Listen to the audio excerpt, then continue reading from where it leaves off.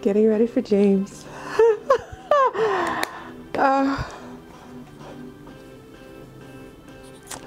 Mike, are we ready? We're good. Oh, okay, sorry. Oh. Hi, Jim. It's me, Joe. Hard to believe that 35 years have come and gone. You're better than Oprah. Hi, Jim. I can't believe you're retiring. We've had a lot of good laughs over the years. I've known you for a long time.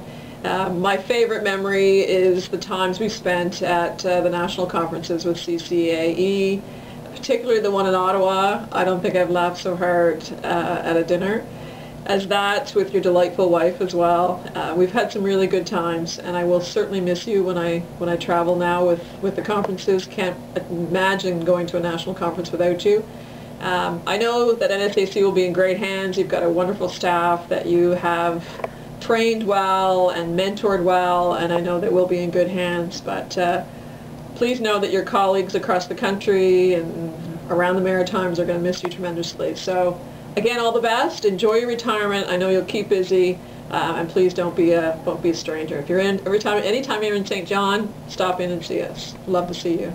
Take care. And putting on my other hat for just a moment as president of the Alumni Association, I just want to acknowledge the work that you have done in helping us out in the Alumni Association, of revamping it, breathing some life into both the Alumni Association board as well as the foundation.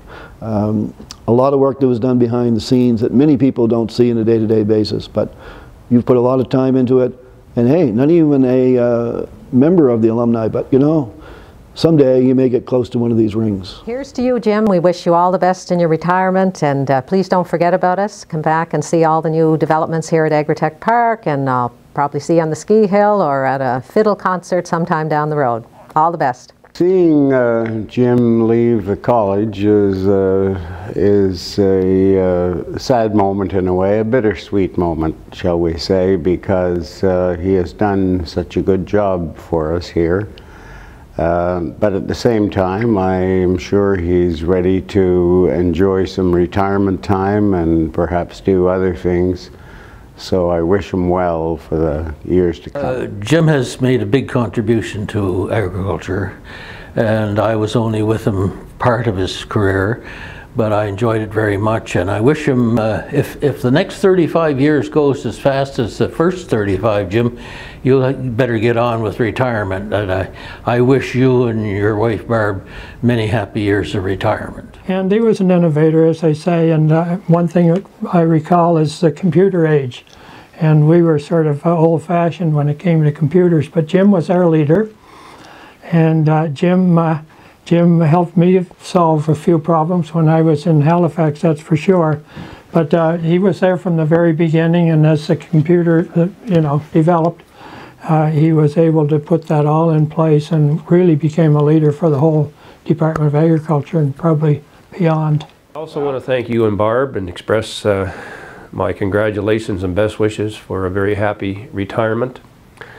I know that you're ready for this winter season. Your retirement is coming at a very appropriate time. Hopefully the snow will come and stay soon. We've had our first snowfall and it's all gone, and I'm very happy about that, but probably the skiers like you are not as pleased as they could be. But I'm sure the snow will come and return, and you'll be able to spend many hours on the slopes out at Wentworth and perhaps some other places.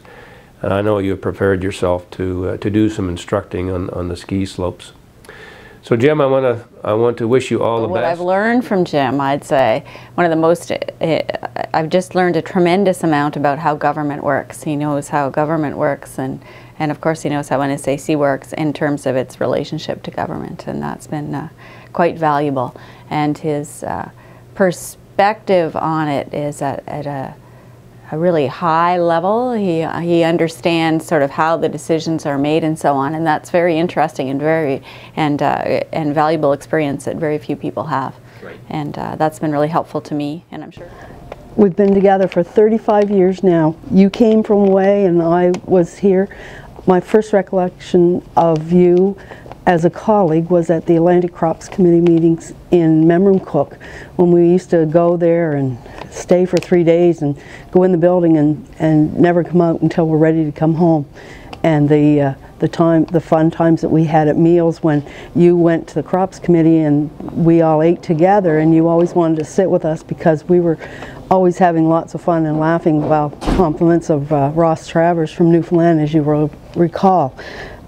So that, and then you went on to be my director, and actually after that a friend. And when I talked to some of our former colleagues about their reminiscence of you, everyone said that you were the person that brought us into the computer age, that got us to put production technology onto the web, and brought us there. Those people in the horticulture end said that, and the extension people said the same thing. Just trying to think, we've sat and talked about all the ministers and deputies that we've served under. Don't ever remember you getting yourself in trouble and being threatened to be moved for somewhere else in the province. So you must have been pretty calm and did your job well. People have said that you were a good extension worker, you know, in the crops end. So congratulations on your 35 years and your retirement, and hope you enjoy it out there on the ski hill. Oh, hello. Hi, Dad. It's Mike here, and Steve. We're sitting by the fire. We got asked to create a little video for you, sharing our memories of your work, our memories of you working at the AC. And at the Department of Agriculture. I have a lot of memories of the early years when you took us to all sorts of farms and blueberry fields and maple producers and flower growers. But the one trip I remember the most was going to see the pie factory and looking at how they put all the pies together. And I remember this one pie machine. It went crazy, shooting pie filling all over the place, and the workers were running around. We were watching that. That wasn't very good. It was pretty funny. Anyways, it's kind of funny what that had to do with your job. I'm not entirely sure, but it was provided great entertainment. We also remember you coming home from work with the usual stuff that that a father does, like milk and other groceries, rototillers, trucks of lime. You even came home with potatoes that we grew in the garden. You said that they were genetically modified. It resisted beetles. Yep. They didn't grow very well, or they didn't taste very good, rather. But you seemed pretty excited about them, so we ate them. No beetles in sight. Yeah, we did.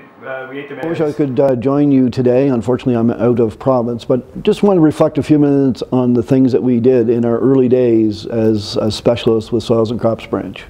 The days of high voltation seeding with our big Popeye tractors. Well, actually, the tractors weren't very big, but the tires were really big. Traveling in the muds of the North Shore. Some of the other creative things that we were involved in. Remember those days of flying fertilizer onto winter wheat crops? Now, how did you close down that highway in Cumberland County and convince them it was for the better of the agricultural community? I'd like to see you try to talk DOT into that today. What I found really neat about Jim was his uncanny method, or his uncanny ability to be sitting at a meeting or in the office and you think he's nodding off, but he's really just resting his eyes, and he's 100% with you on whatever the subject is. And he was at the TD Mail Ashmonex table, and I was at the Bristol table. And so we were there to hear the Duchess of York speak, Sarah Ferguson. And a beautiful presentation, absolutely wonderful. And so near the end of the evening, I was looking at the table, and Sarah was still presenting. The Duchess was still presenting, and I heard a pause, and I looked up, and the Duchess of York was looking at Jim's table. And so then she went back to what she was doing, and so I was watching her, and then she stopped again. And so I look over, and Jim is in his typical spot, and people who know Jim will know this. He's got his hands behind his head, he's leaned back in his chair, and he's got his eyes closed. And you know, and those of us who know Jim, we understand that, you know, he's paying attention. So anyway, so of course, picture with Jim with his eyes closed, and the Duchess of York says, "Am I boring you?" And so, and I think Jim at first didn't realize she was speaking to him, and she said, "Pardon me, am I boring you?" And Jim, oh "Oh, no, no, absolutely not, Your Highness. No, I am listening to every word that you say." And she said, "All right then," and she went back to, but anyway, it was hysterical, and it was what, you know, we were in the Metro Center, there was a pretty large crowd there, and I'm sure Jim was So with that, I mean, remember he got us those jobs working at the blueberry fields. Terrible. I think we were 10. Yeah. I don't think that was legal, but whatever. Anyway, so anyways, what we do know, even though I didn't know exactly what you did at work all the time, I know you were very dedicated and very happy, enjoyed especially working with the people. As a public servant, now I have a whole lot better idea what you do all day, every day, so I appreciate you even more for all that. So we just want to wish you happiness in your new skiing career. In your fiddling career, we can do a jam and play some old-time music, and I'll watch. Happy retirement. Happy retirement, Dad.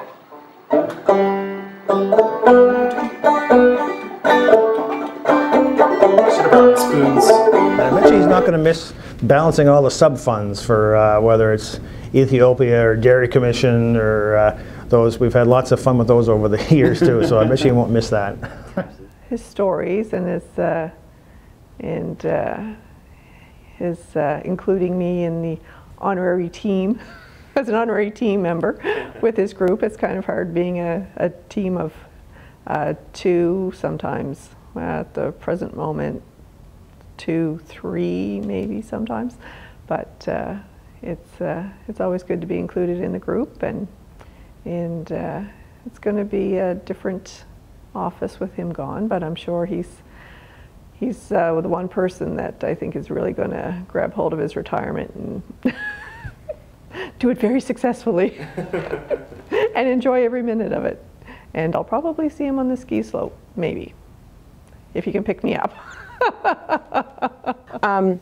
Jim, you were the boss that I worked for the longest period of time. I worked for you for 11 years. And certainly in those 11 years, you know, it was a give and take. We had a lot of good times. We had bad times come together to form the foundation office and actually see how that worked.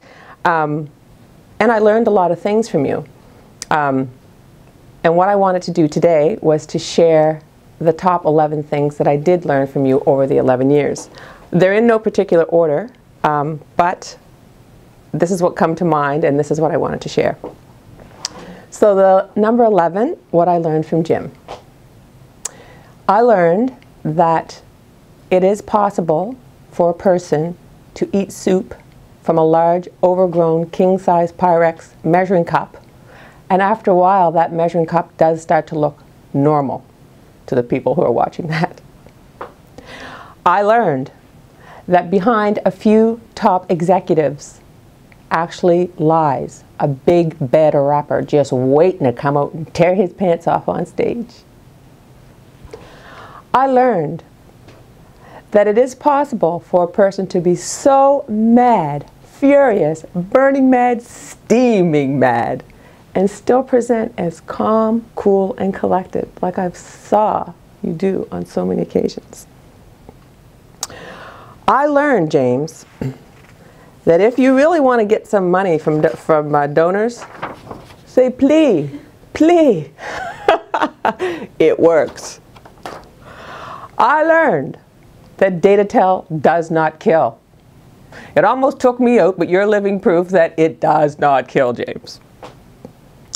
I learned that just because a person is in a meeting with their arms crossed and their eyes closed does not mean they are sleeping. They are listening intently. I learned that it is possible for a person to wear their prescription glasses at a very young age and move through life and all of a sudden not have to wear them. I've never seen anything like it. It astounded me. I learned that when it comes to the art of schmoozing, if done properly, a person's feet actually come off the floor and they begin to levitate across the room. James, with you I learned that it is possible for a person to eat a 5-pound, king-size, juicy jumbo, mean donair from Damascus, and come back to work and still manage to sit up straight. That was just off the hook. James, number 10 that I learned from you is that if I keep my voice really soft and low, people have to listen to me. And I've actually tried that in the past, and it does work. Those are just top 10 things that come to my mind, Jim, but I would honestly have to say that the greatest thing I did learn from you over the years was what it was like to be part of a really amazing team. From the time you first came to NSAC for me, well, working with me anyway, you really pushed that, you promoted that, and as you know, I was like, yeah, give me a break, a team. But you know what, Jim, it was good, and I bought into it, we all bought into it, and we had really good times. And I really thank you for that. You were a great boss. I think that we transcended boss assistant into being friends, and that really meant a lot to me, and it still does. And I hope that as you move into your retirement and you think back on the memories of your career, I hope that I will be part of them in a fun way. So take care, and see you soon. Hi Jim, I just wanted to say best wishes in your retirement. I know I'll be seeing you lots over the winter at the ski hill. Thanks for everything you've done for me and providing me with so many amazing opportunities. You've been a wonderful mentor. This one's for you.